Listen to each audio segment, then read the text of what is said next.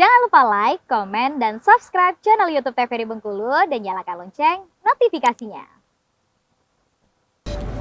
Balik lagi di Opini, obrolan pagi ini pemirsa masih dengan tema yang sama nih, yaitu menakar cuaca ekstrim, dan masih bersama dengan Bang Triwidiarta.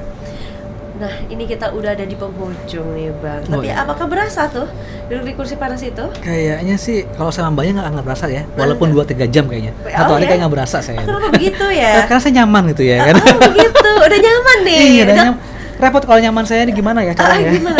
Nggak apa sih. Kok begitu? Nah, kita melanjutkan nih apa yang sudah tertunda tadi.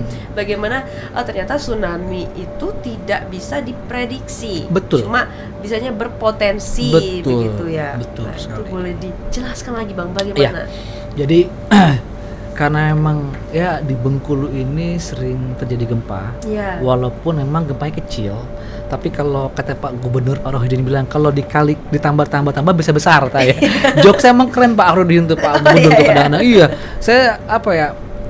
Jadi Pak Rohidin buat saya pribadi ya, secara pribadi beliau tuh ini agak di luar konteks Iya, ya. nggak apa-apa.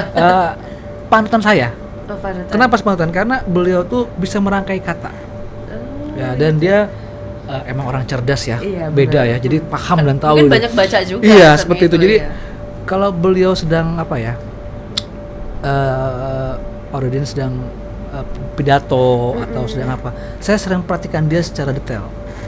Dari intonasi, ya kan, dari tata cara bahasanya, dari penyampaiannya, wah memang tertata rapih beliau. Terapi. Iya, jadi makanya saya bilang kalau misalkan potensi betul Pak Tri katanya di sini, tapi kalau ditambah-tambah ya jadi besar katanya. Pak Rodin bilang, oh bener juga sih. Jadi pikir juga benar juga Iya, gitu ya. ya walaupun memang ya informasi data terakhir kemarin tuh memang di Bengkulu untuk gempanya sendiri aja dalam 1 bulan bisa kurang lebih 50-an.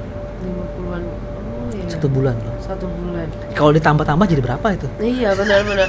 Ibaratnya kalau satu gempa aja bisa potek dikit Iya. ya. Nah, kalau tambah ujung-ujungnya nah bagaimana? Betul. Ambiar. Iya, seperti itu. Jadi memang di bawah 5 semua sih.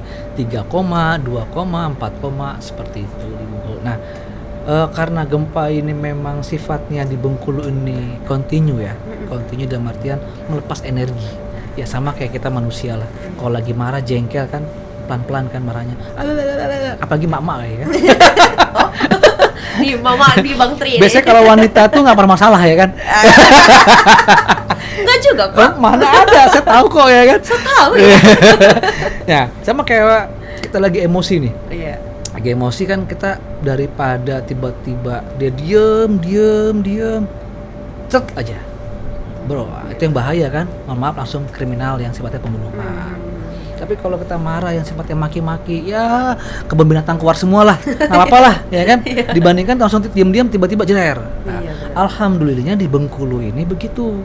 Keluar sedikit-sedikit. Sedikit-sedikit. Jadi melepas energi. Nah, alhamdulillahnya tidak terjadi gempa yang sangat besar. Tapi kita tidak lupa sejarah. Iya, benar. Karena pernah tahun 17 sekian berapa gitu. Itu pernah sampai dengan gempa parah di Bengkulu. Oh, tahun 17. Iya. Oh. Saya udah lahir sih kalau nggak salah. Oh iya. Waktu itu ikut perang berarti. Posisinya di mana waktu itu? Jadi tahun 17 sekian, 18 sekian, 19 itu datanya ada di BMKG.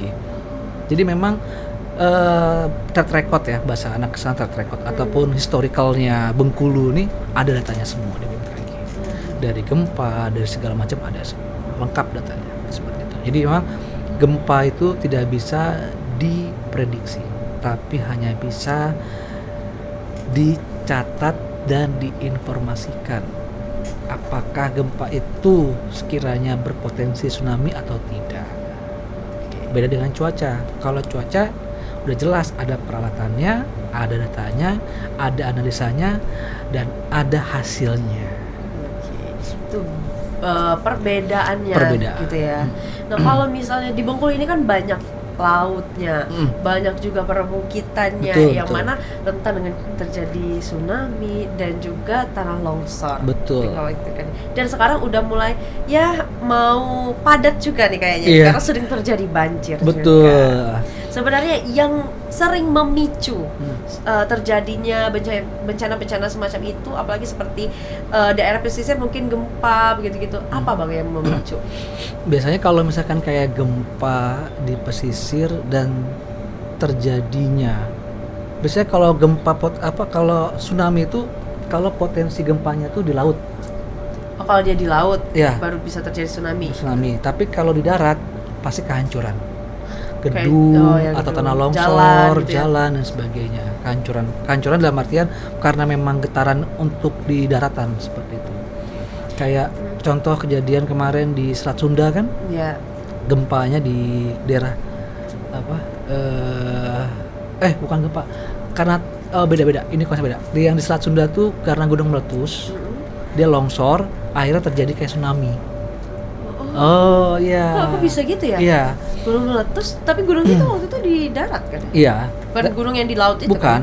Nah, longsoran itu jatuh ke mana? Ke laut. Ke laut. Nah, terjadi potensi tsunami.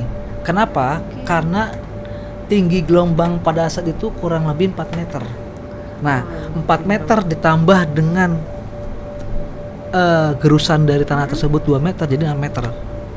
6 meter itu di tengah laut, nyampe ke darat berapa? Yo. Ya, Itu mau fisika lagi nih. Itu. Itu. Aku tiba-tiba disuruh ujian di sini. Nah, seperti itulah terjadinya tsunami. Jadi tsunami bisa terjadi karena gempa, bisa terjadi karena memang gunung meletus juga, seperti itu.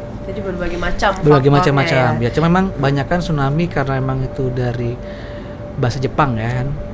Jadi lebih banyak potensinya karena gempa di laut. Karena gempa Seperti di laut. itu, ya. Oke, tapi kalau perilaku manusia yang seperti apa Bang yang sering mempengaruhi bisa terjadi bencana semacam ini? Kalau gempa mungkin nggak mungkin ya, tapi bisa jadi karena faktor XX dan lainnya kan. Kalau untuk bencana hidrometeorologi, bukan geo ya. Tadi kan geo. Iya. Jadi geo hidrometeorologi. Nah, kalau untuk hidrometeorologinya yang seharusnya daerah resapan dijadikan daerah pemukiman. Terus yang seharusnya daerah penghijauan dijadikan tempat gedung dan sebagainya. Itu akhirnya mempengaruhi juga gitu loh. Jadi memang harus ada namanya tata kelola. Seperti itu. Jadi itu yang harus diperhatikan Betul ya Bang sekali, ya. ya. Nah ini sebenarnya masih banyak yang mau diobrolkan, tapi sayang kita terbatas dengan waktu nih Bang. Tapi semoga nanti ada kesempatan lain Insya Allah, agar ya. kita bisa berbincang-bincang kembali. Tapi sebelum closing nih, sebelum kita akhiri episode kali ini, boleh disampaikan dulu Bang pesan-pesannya kepada pemirsa opini bagaimana sebaiknya mereka untuk peduli kepada alam seperti itu. Boleh disampaikan. Baik, kepada penonton setia Yeah. podcast ya di Opini TVRI ya kan. benar. Ini dikhususkan kepada masyarakat Provinsi Bengkulu. Saya berharap ya dari saya pribadi sendiri banyak berdoa. Saya akuin agama di Bengkulu ini sangat-sangat religius dan masuk nomor 2 apa nomor 1 di on the spot. Religius tertinggi Aceh sama Bengkulu nomor Aceh sama 2. Bengkulu. Iya, kemarin. Jadi jagalah lingkungan, terutama jangan buang sampah sembarangan. Jangan lupa sedia payung sebelum hujan. Dan satu lagi untuk kesehatan, banyaklah minum air putih dan suplemen. Oke, itu ya Bang Itu. ya. Pokoknya perhatikanlah kata Bang Tri ini tadi. Oke Bang, terima kasih banyak ya karena hari ini sudah bisa mempersamai kami, sudah bisa sharing-sharing juga. Semoga kedepannya ada kesempatan lain dan Amin, semoga amin. selalu sehat. Amin amin rabbal Ya, alamin. amin. Doa yang sama. Iya, terima kasih ya Bang. Untuk pemirsa, terima kasih banyak karena sudah menyaksikan Opini pada pagi hari ini. Jangan lupa terus saksikan Opini pukul 8 pagi hanya di TVRI Bengkulu. Saya Utarno Fadini, mewakili kerabat kerja yang bertugas pamit undur diri. Sekian dan terima kasih. Wassalamualaikum warahmatullahi wabarakatuh dan sampai jumpa.